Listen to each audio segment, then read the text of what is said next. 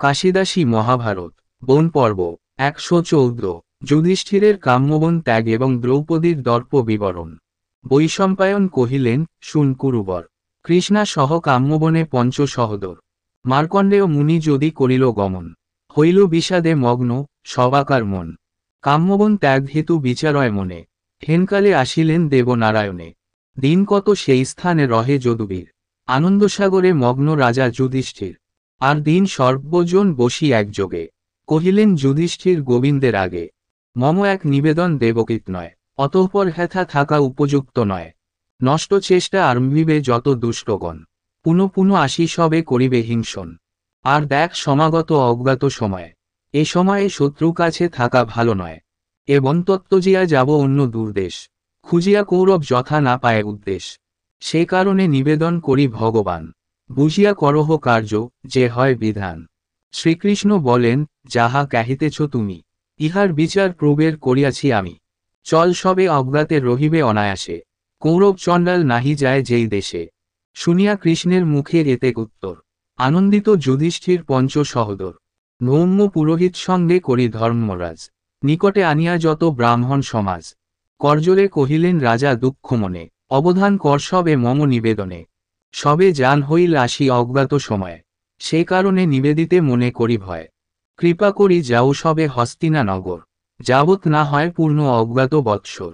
করিবে সবার সেবা মম জ্যেষ্ঠতাতে, কহিবে পাণ্ডব গেল বঞ্চিতে অজ্ঞাতে। তথায় রহিতে সবে যদি নাহি মন, পাঞ্চাল দেশেতে তবে করি গমন। আশীর্বাদ কর যেন সবার প্রসাদে, অজ্ঞাত বৎসর মোরা বঞ্চি অপ্রমাদে। এত শুনি বিদায় হইল সর্বজন, হলেন বিশেষ দুঃখী ধর্মের নন্দন। আশীর্বাদ করি তবে বিপ্রকুল চলে, কতক হস্তিনা গেল কতক পাঞ্চালে। সবারে বিদায় করি রাজা যুধিষ্ঠির, কাম্যবন হইতে তবে হলেন বাহির। আগে ধর্ম চলিলেন বিপ্র কতজন, গোবিন্দ সহিত যান পাছে চারিজন।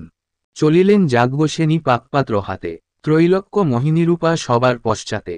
বহুদিন নিবসতি ছিল কাম্যবন, ছাড়িয়া যাইতে সবে নিরানন্দ মন।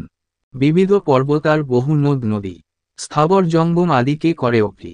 বিবিধ বনের শোভা দেখিয়া কৌতুকে, সচ্ছন্দ গমনে সবে যান মন সুখে। তারপর তাহার দ্বিতীয় দিনান্তরে, নিকটে আইল সবে কাম্য সরোবরে।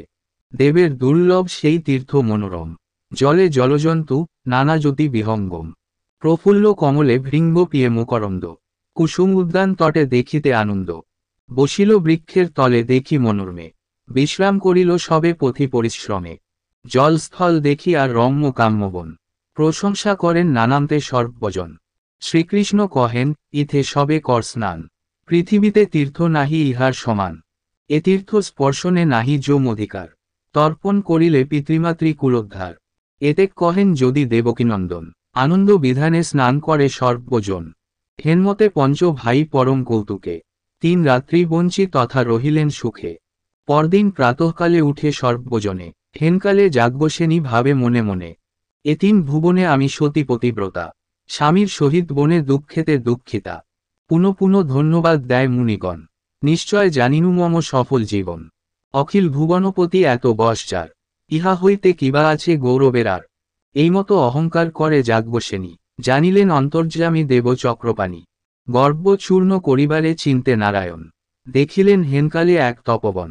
নানা বৃক্ষে নানা ফল ধরে বিধিমতে, কৌতুকে দেখেন সবে চাহি 2 ভিতে।